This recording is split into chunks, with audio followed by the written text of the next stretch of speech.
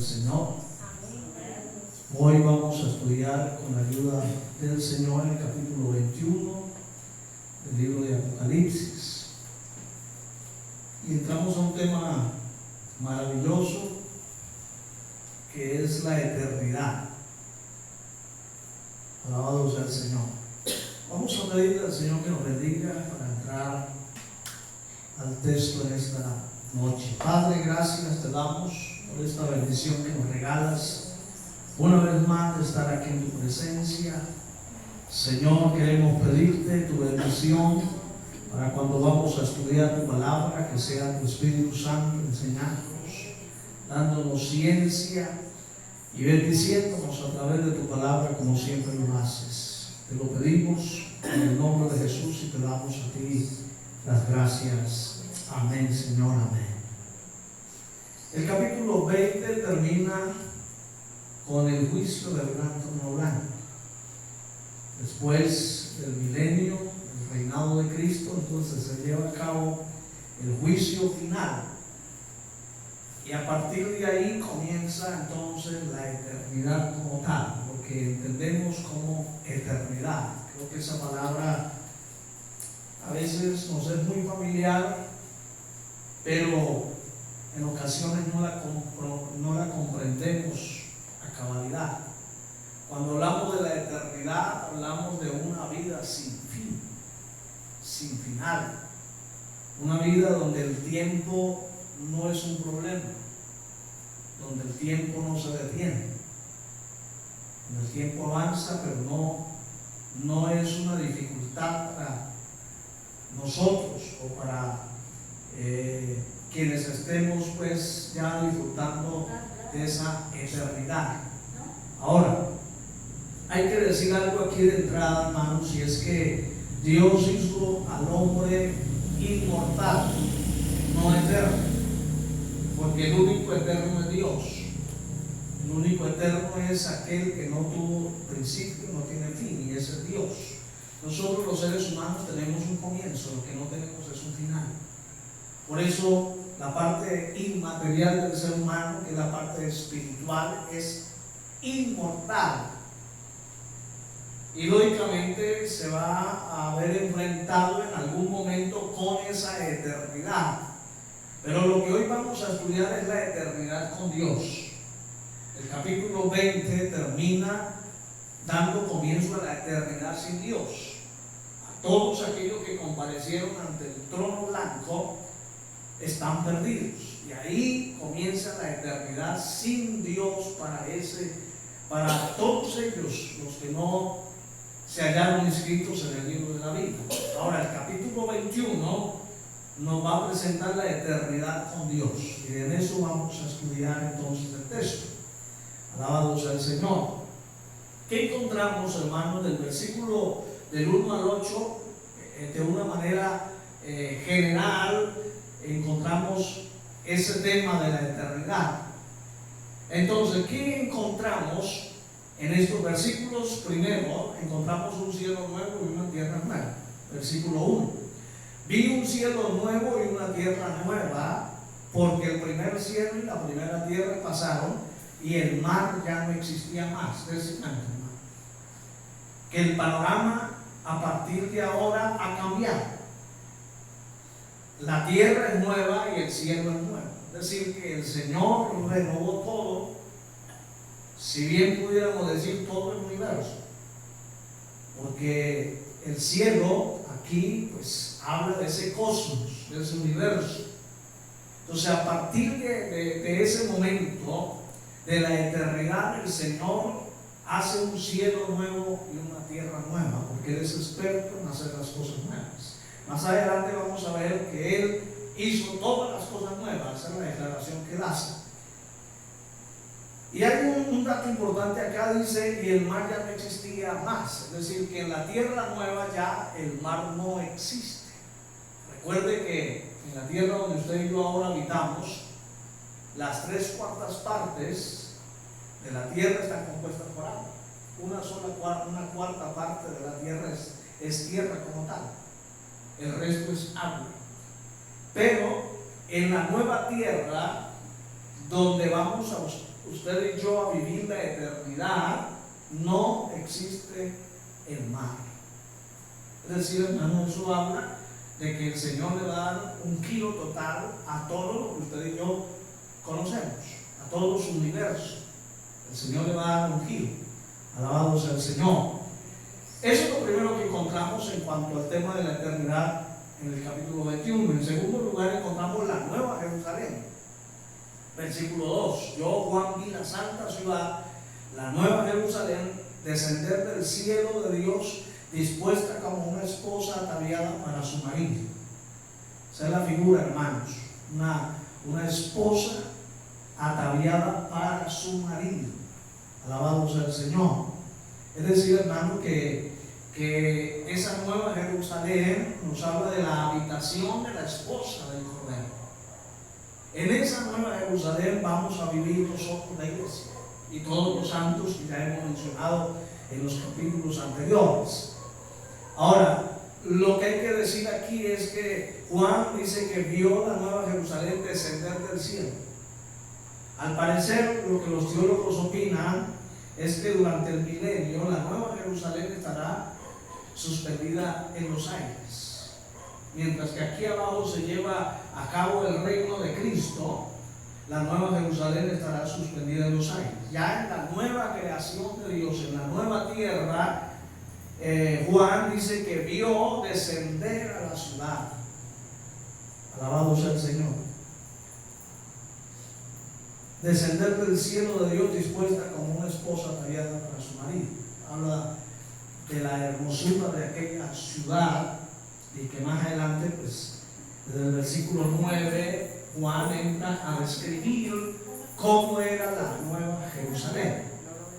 Y cuando lleguemos allá nos vamos a dar cuenta de lo majestuosa que es esta ciudad, de lo maravillosa, de lo hermosa que es esta ciudad. Alabado sea el Señor. Ahora, hermano, un comentario al respecto. El hecho de que dice que la vio descender, aunque no dice que descendió completamente sobre la nueva tierra, algunos opinan, esto es una opinión teológica que puede ser verdad como no lo puede ser, pero pues habría que decirlo. Es como si el Señor, dicen algunos teólogos, en ese cambio, en esa renovación de su universo, hubiera colocado a la Nueva Jerusalén como el centro del universo. Usted sabe que en nuestro sistema solar los planetas giran alrededor del Sol. Es como si la Nueva Jerusalén se convirtiera en ese sentido como el Sol, y todos los planetas, todo el cosmos de aquel momento girara alrededor de la Nueva Jerusalén. Eso es lo que algunos opinan. No hay nada descabellado en esto. Puede ser tan cierto como lo que estamos diciendo. Ahora, hermanos, esto corrobora lo que tal vez algunos científicos, con todo ese alarde que tienen de los grandes telescopios, alguna vez en eso de examinar y de estudiar el universo, encontraron que estos telescopios ven a distancias enormes. Entonces en algún momento encontraron una luz que brillaba allá en el horizonte del universo, y eso les causó curiosidad. Y entonces giraron el telescopio hacia el otro lado y encontraron la misma luz que brillaba, y les llamó todavía más la atención. Entonces la giraron hacia la derecha y la misma luz alumbraba, y a la izquierda la misma luz alumbraba. Y entonces ellos dijeron, porque ellos han tenido, hermanos, los científicos, los astrónomos, los que estudian el universo, han dado visos de que han visto a la Nueva Jerusalén, y la ven así tan brillante como nos muestra Apocalipsis capítulo 21. Alabado sea el Señor. Entonces, hermano, puede que esa Nueva Jerusalén se convierta en el centro del universo. Por eso ese refulgor, que ya vamos a ver la descripción de la que hace Juan, y es que la Nueva Jerusalén expresa y muestra la gloria de Dios. Eso lo vamos a ver más adelante. Bendito sea el Señor. ¿Qué encontramos más en la eternidad, hermano? En esa eternidad sin fin. Simplemente yo quiero que usted trate de pensar por un momento en esa bendición que usted y yo tenemos, en ese regalo que Dios nos ha dado por la gracia suya. No porque usted y yo no lo merezcamos, sino por su gracia.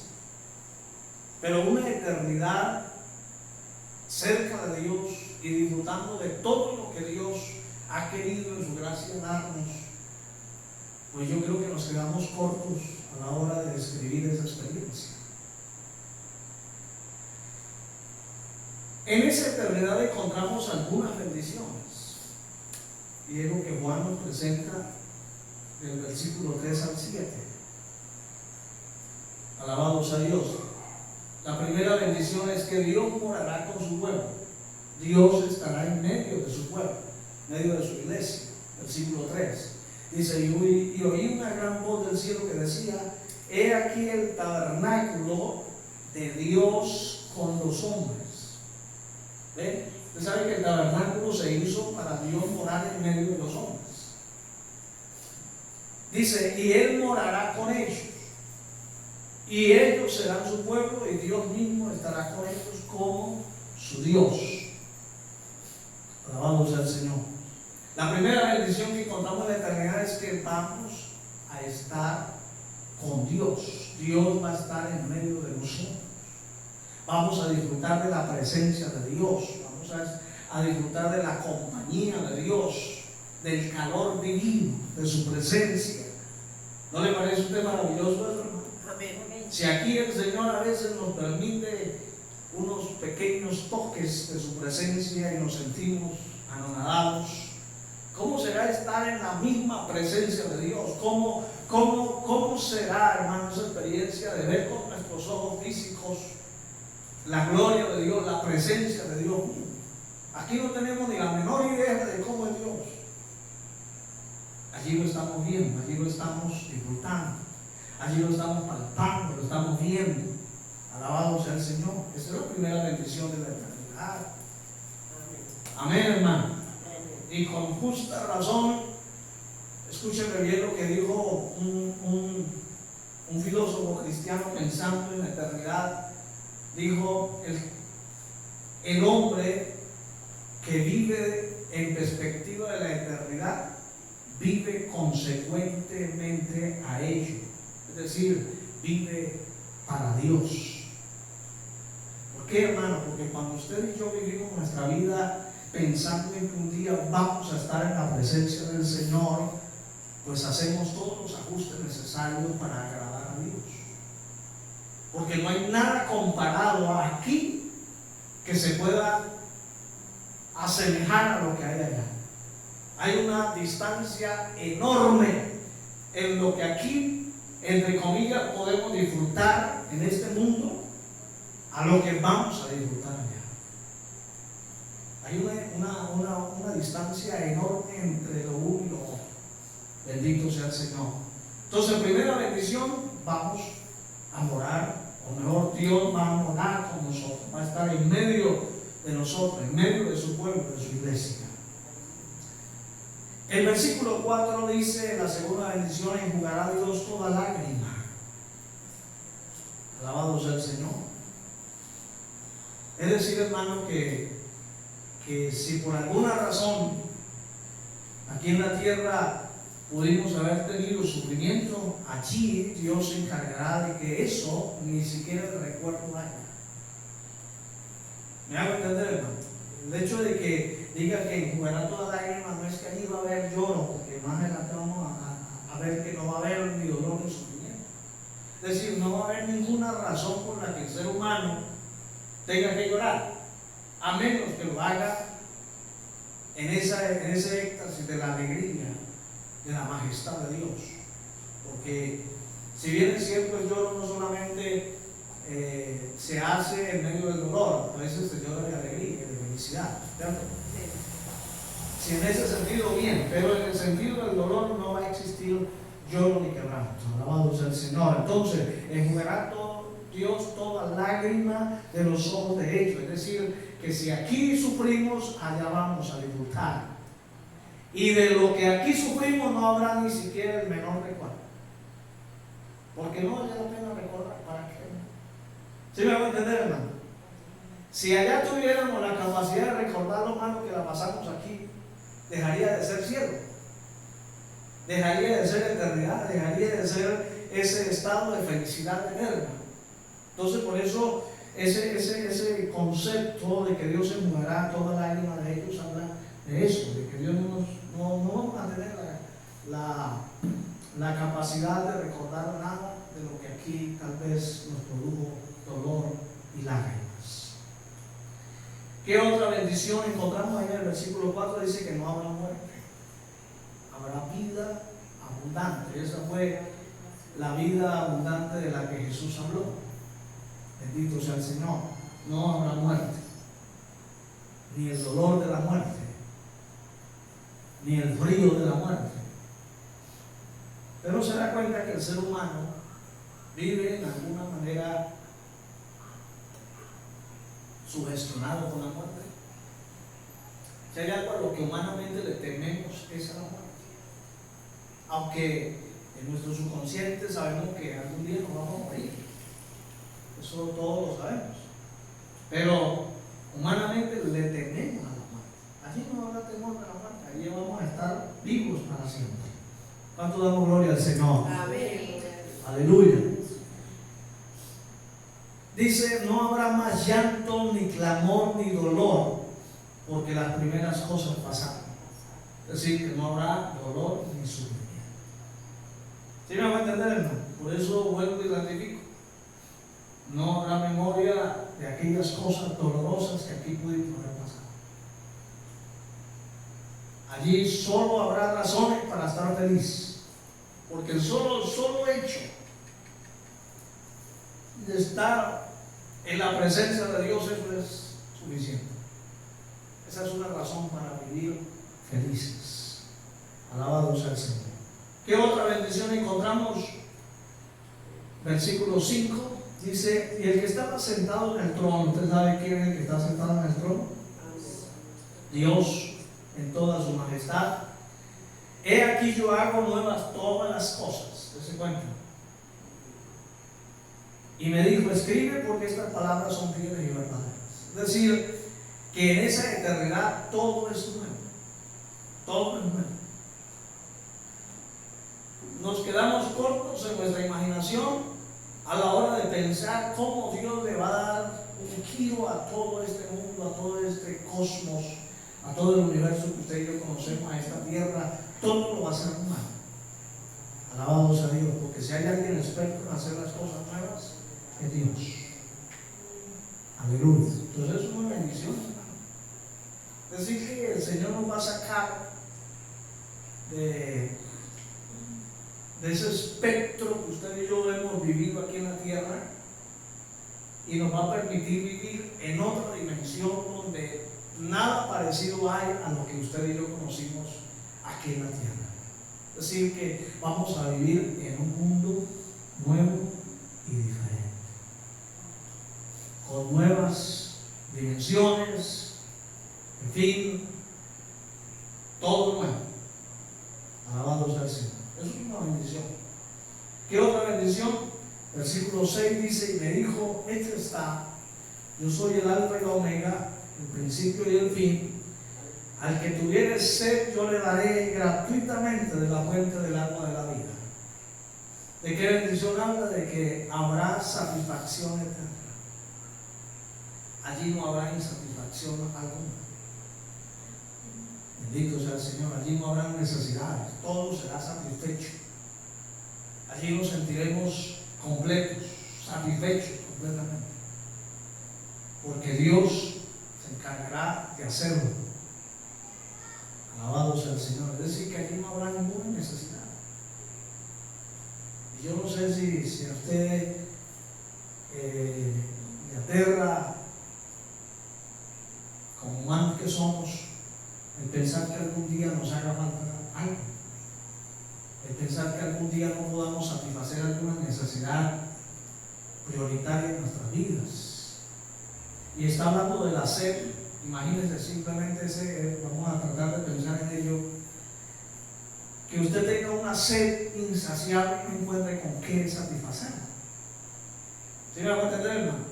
Lo desesperante que es tener una sed y no tener con qué al menos mitigar la sed. Eso es lo más desesperante que hay. Pero allí no vamos a padecer de ninguna necesidad porque habrá satisfacción eterna. Y por último, la última bendición es que va a haber una relación filial con Dios. Versículo 7. Y al que venciere heredará todas las cosas, y yo seré su Dios, y él será mi hijo. Es decir, va a haber una relación filial. Dios como padre y nosotros como sus hijos. Va a existir esa relación, hermano, familiar, filial, padre-hijo, hijo-padre.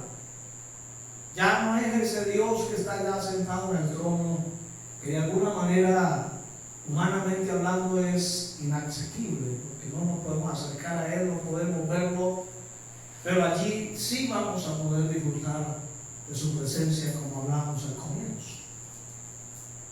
Pero no una relación cualquiera, no una relación cercana, una relación familiar, una relación filial. El Señor nos va a tratar como sus hijos. Como sus hijos. ¿Cuál padre considera que sus hijos son los peores? Ninguno, hermano. Para el papá, sus hijos son los mejores. Más allá de los defectos y errores que tengan, pero son los mejores. Pues simplemente piense cómo Dios nos tratará a todos por igual. ¿Por qué? Porque somos sus hijos. Bendito sea el Señor. Y esto, uno se pregunta, pero ¿por qué esas palabras el que venciere? Y es que el libro de Apocalipsis, recuerde que fue escrito para dar consuelo a los cristianos de aquel entonces que estaban siendo perseguidos por los césares, por los emperadores romanos. Estaban siendo perseguidos a muerte, y entonces el libro de Apocalipsis se escribe, y una de sus razones es para consolar y para de alguna manera estimular a los cristianos a seguir adelante, a que sean fuertes, a que sean vencedores. Entonces se podrá usted imaginar, hermano, aquellos cristianos al borde de la muerte, perseguidos, leyendo estas palabras y viendo todas estas bendiciones, hermano. Pues Señor, aquí estoy, si debo morir, amén. Muero con gozo y con alegría, porque tengo una esperanza maravillosa ya en la eternidad. Amén, amén, hermanos. Amén.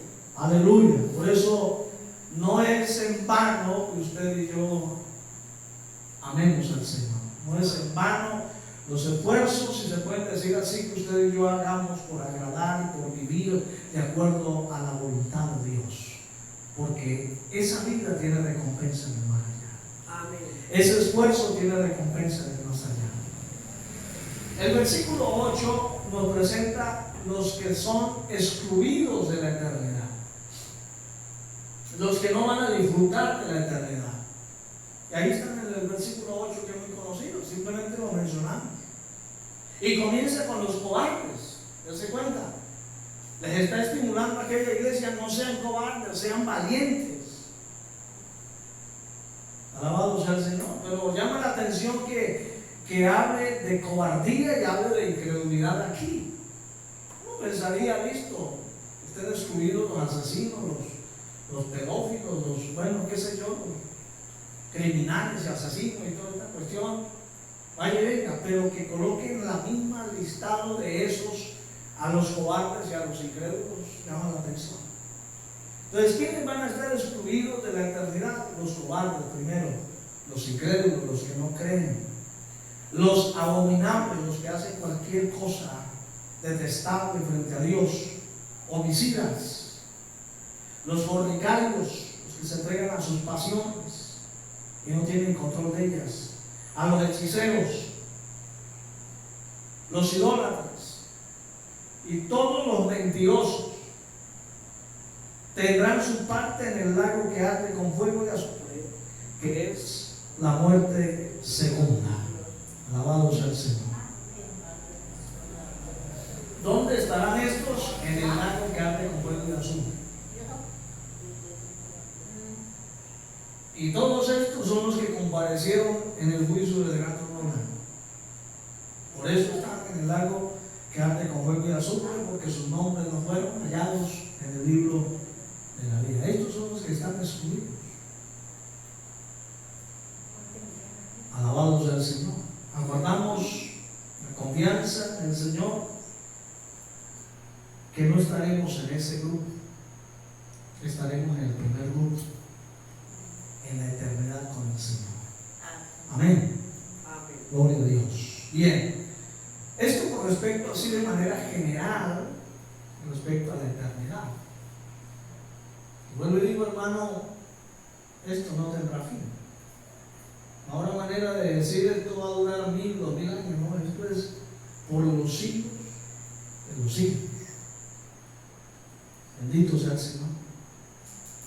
Compare 70, 80 años con la eternidad y no es nada. Es como poner un granito de arena en el ancho desierto del Sahara. No es nada comparado con la eternidad. Así que vale la pena, hermano, dedicar nuestra vida para amar y servir al Señor, para agradar a Dios y no agradarnos a nosotros mismos.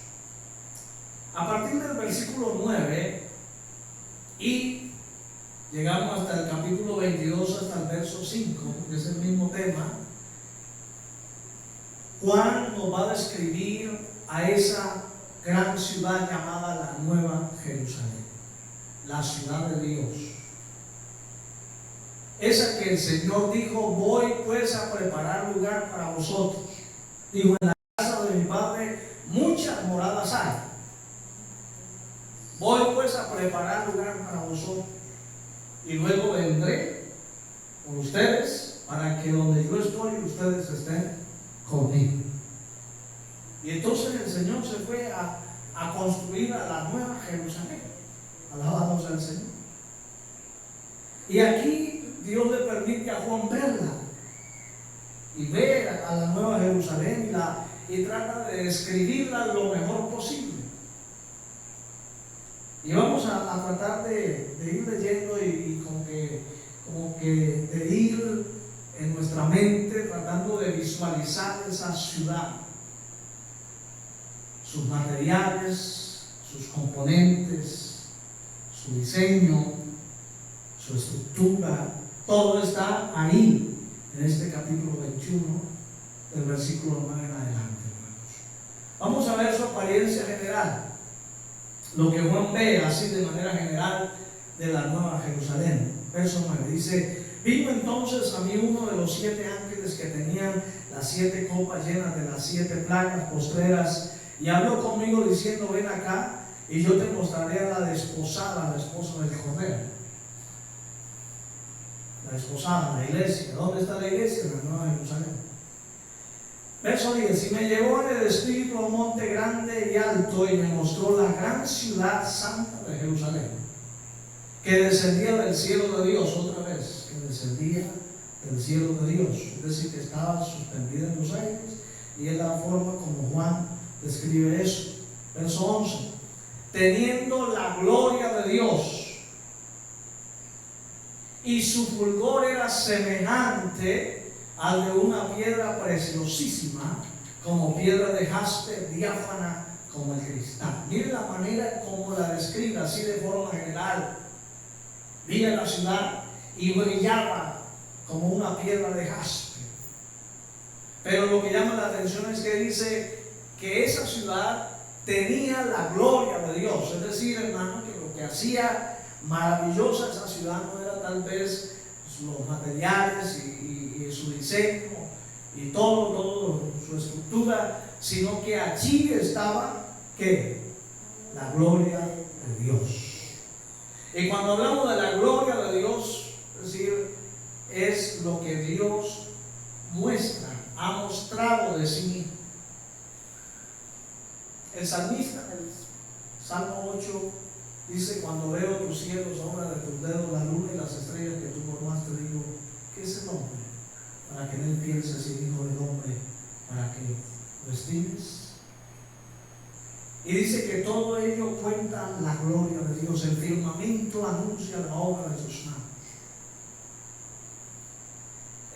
eso muestra la gloria de Dios. Y cuando uno se detiene a observar el universo, pues queda corto a la hora de describir lo que estamos viendo. Eso es parte de la gloria de Dios. Ahora Juan está viendo ahí en esa ciudad, está viendo la gloria de Dios, y la manera como él describe a la ciudad es que su fulgor, es decir, su brillantez, su luz, su irradiación era como la de una piedra preciosísima, como la de piedra de jaspe diáfana, como el cristal. Esa es la manera general como Juan describe a la ciudad de Dios. Por eso aquella luz que encontraron, aquel resplandor que encontraron los científicos, tiene que ver con esta ciudad. Del versículo 12 al 21 vamos a encontrar su diseño exterior, el diseño exterior de aquella ciudad. Vamos a ir leyendo, hermano, que no nos podemos detener mucho, pues, al final está claro el texto, no merece mucha explicación, pero sí queremos llevarnos una idea clara y concreta de lo que es, o cómo describe Juan a la Nueva Jerusalén. Versículo 12 dice: tenía un muro grande. A ver, cuenta eso, hermano. Lo primero que vio Juan es un muro grande. Recuerde que las ciudades antiguas las diseñaban con un muro que era su protección. Entonces lo primero que ve Juan es un muro. Vamos a ver, tenía un muro grande y alto con 12 puertas. Siempre hay una puerta y la puerta sirve para entrar, es decir que hay 12 puertas para entrar a la ciudad, y en las puertas 12 ángeles y nombres inscritos que son los de las 12 tribus de los hijos de Israel. Entonces dése cuenta, hermano, que en memoria y para honrar tal vez el pacto que Dios hizo con Israel, en el muro de la ciudad van a estar los nombres inscritos en las puertas. En cada una de las puertas, 12 puertas que va a haber en la ciudad, va a estar escrito el nombre de cada una de las tribus del pueblo de Israel. Alabado sea el Señor. Y quiero adelantar un poquito, hermano, para que ustedes lleven la idea. La ciudad que está escribiendo Juan la ve como un cubo. Todos conocen un cubo, ¿cierto? Un cubo es que tiene la misma medida a lo ancho, a lo largo y a lo alto. Eso es un cubo. Es una figura geométrica, pero que tiene la misma medida largo, ancho y alto. Así es la ciudad de Jerusalén. Más adelante Juan nos lo explica. Entonces quiere decir que en cada lado había 3 puertas. En cada lado hay 4 lados en un cubo, un cuadrado. Entonces 3 en cada lado. Verso 13 dice: al oriente 3 puertas, al norte 3 puertas, al sur 3 puertas, al occidente 3 puertas. Y el muro de la ciudad tenía 12 cimientos. 12 cimientos, 12 piedras, digámoslo así. ¿Sí? 12 cimientos, y sobre ellos los 12 nombres de los 12 apóstoles del Cordero.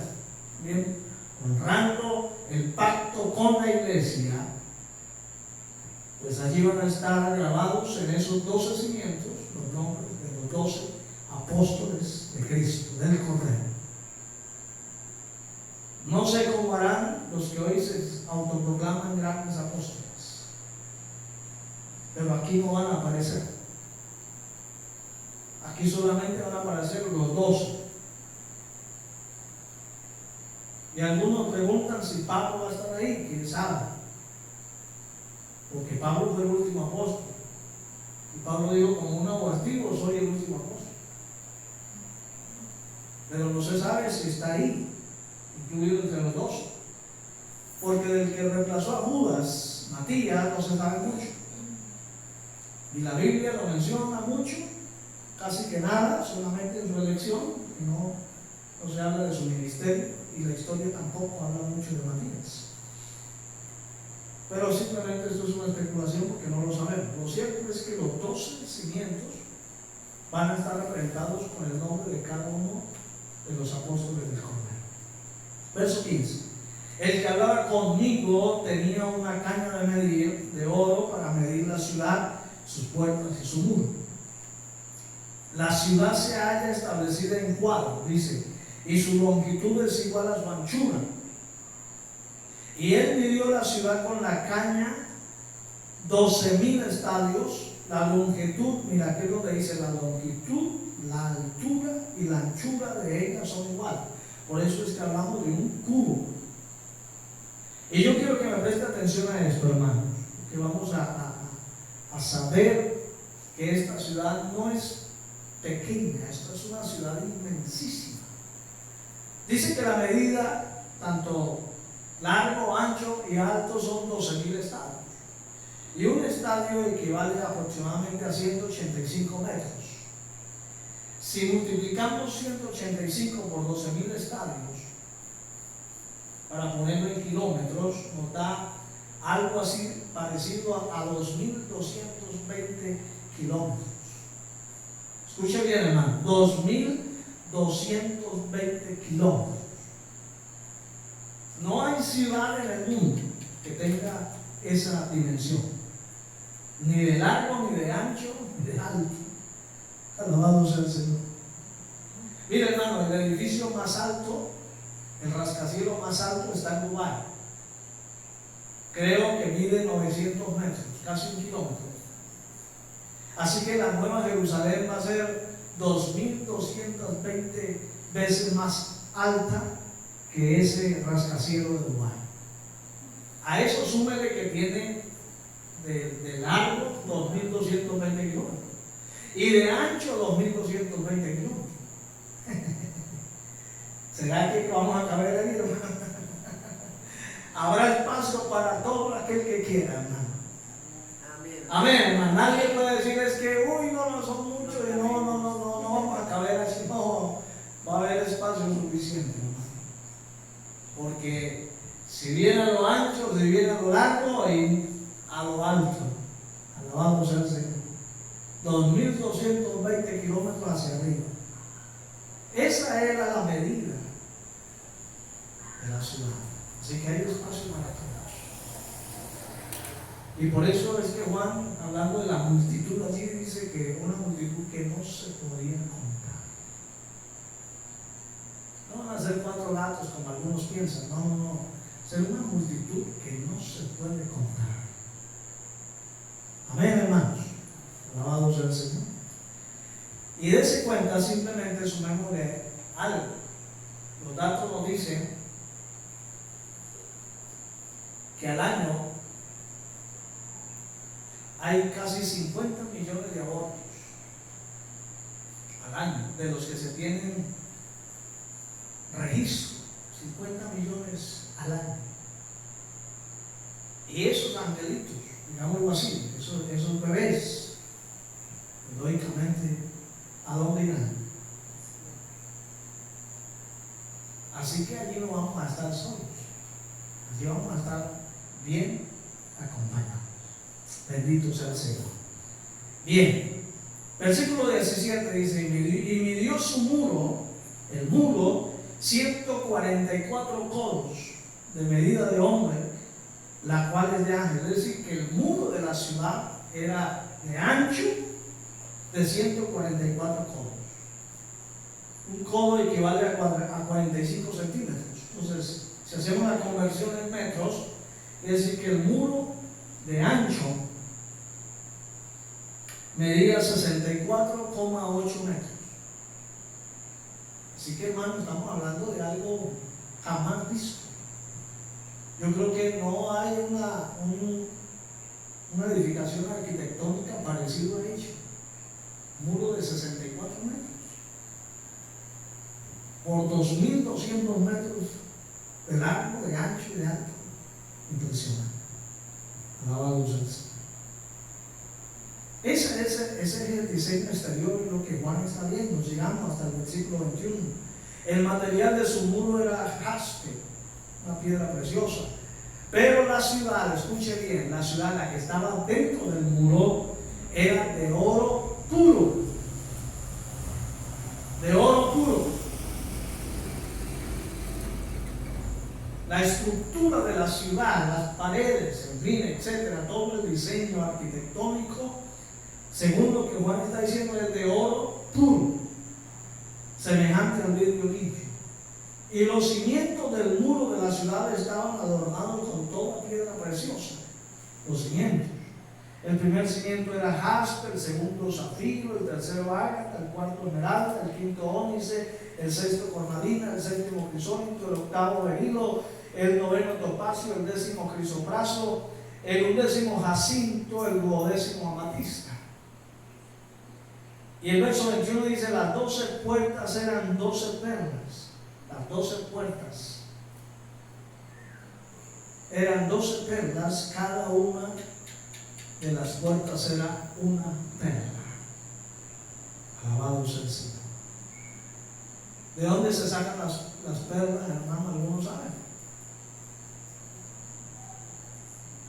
Hay algunas ostras en el mar que de ahí se extraen las perlas.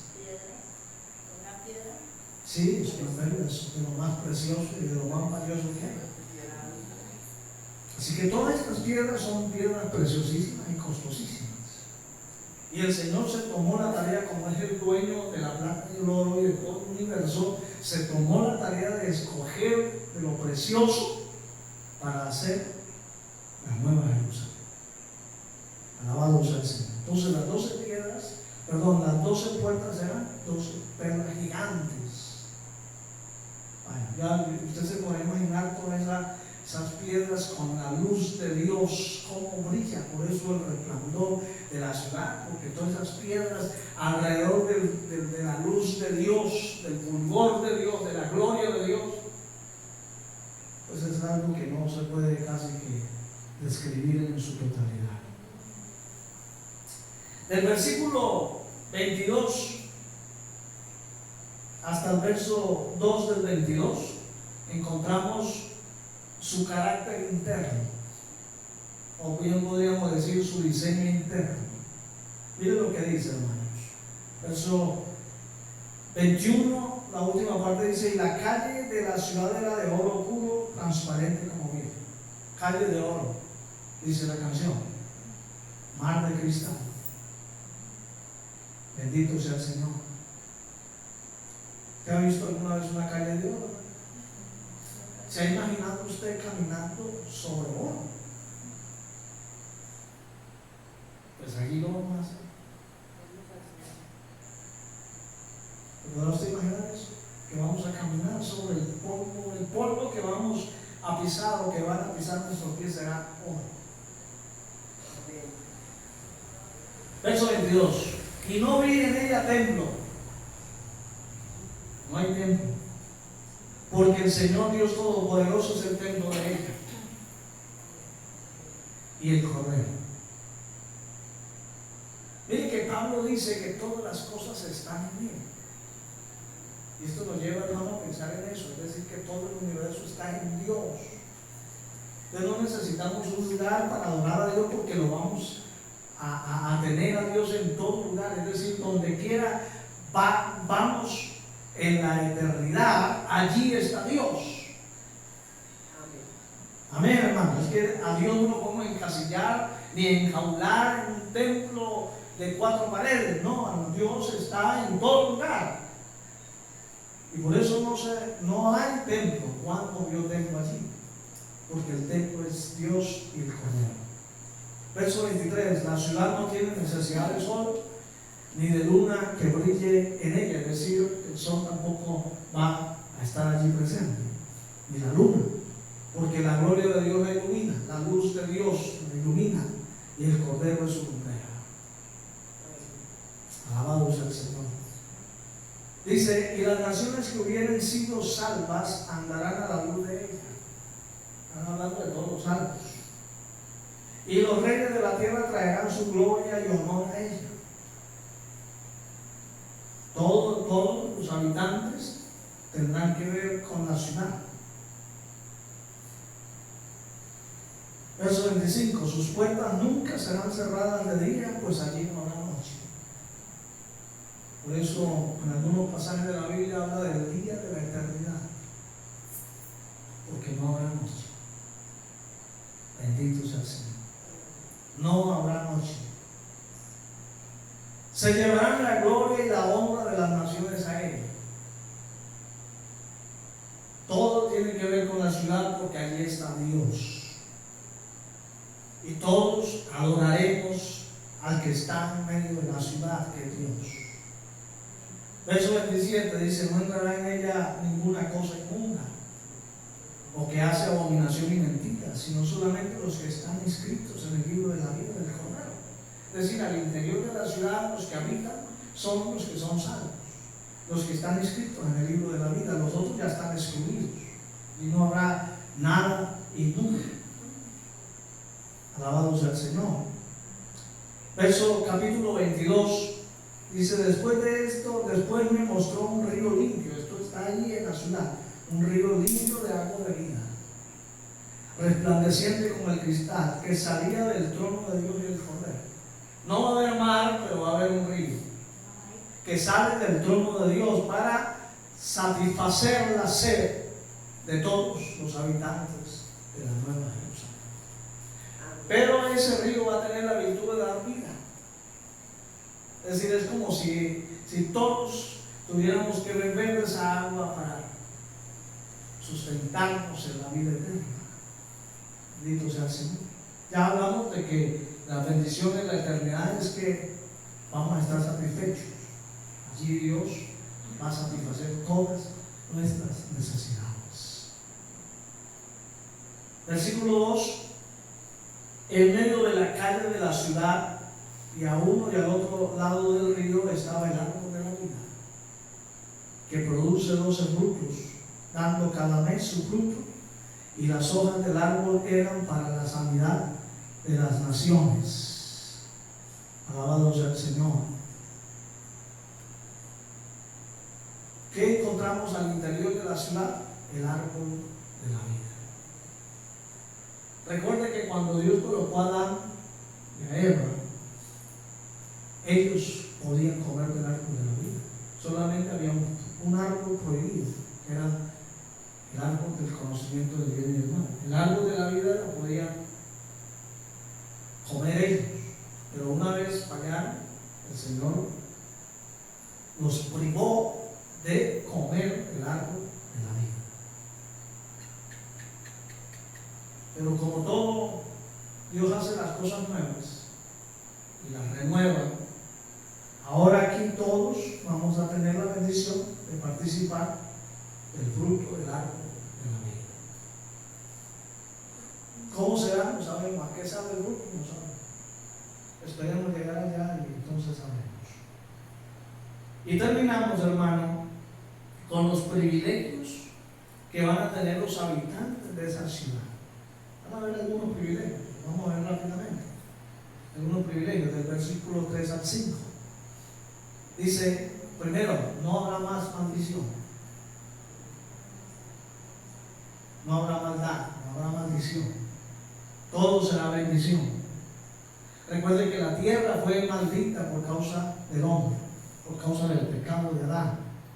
Ahora esta nueva ciudad, esta nueva tierra será bendita por la presencia del Señor. Será redimida de la maldición del pecado. Y allí no habrá maldición. Primer privilegio, no habrá maldición. Es decir, no habrá nada malo. El mal estará completamente ausente. Todo será bueno. Todo será bendición. Gloria al Señor. ¿Qué más sigue? Dice, y el trono de Dios y del Cordero estará en ella. Allí estará el trono de Dios. Es decir, que veremos a Dios sentado en su trono. Y del Cordero que estará en ella, y sus siervos le servirán. Qué privilegio servir a Dios, hermano. Estar allí para servir a Dios. Oh, qué maravilla. Gloria al Señor. Qué privilegio, hermano. Verso 4. Y verán su rostro, y su nombre estará en sus frentes. Veremos a Dios, hermano. ¿Qué les parece? Qué privilegio ver a Dios. Dios le dijo a Moisés: no hay hombre que me vea y viva. Pero allí vamos a ver a Dios. Y el otro privilegio es que el Señor escribirá su nombre en nuestras frentes. Como diciendo, es que ustedes son míos, de mi propiedad, yo los compré. Alabado sea el Señor. Y el verso 5 dice que no habrá allí más noche y no tienen necesidad de luz de lámpara ni de luz del sol, porque Dios el Señor los iluminará y reinarán por los siglos de los siglos. ¿Ven? No habrá luz del sol. El Señor mismo será la luz de la ciudad. Y el último privilegio es que reinarán por los siglos de los siglos. Alabado sea el Señor. Pues, hermanos queridos, si esto no lo entusiasma a usted, si esto no le despierta a usted el deseo de estar en la presencia del Señor, no sé qué otra cosa podrá ser. Por eso termino diciendo que lo mejor que nos puede pasar a usted y a mí es poder estar en la presencia de Dios. Amén. Eso es lo mejor que nos puede pasar. Y en esa dirección tenemos que caminar y seguir caminando. Y vivir los días que nos restan en esa expectativa. De que no habrá nada aquí que se pueda parecer y que pueda compararse con lo que hay. Que Dios nos bendiga, hermanos. Póngase de pie, por favor.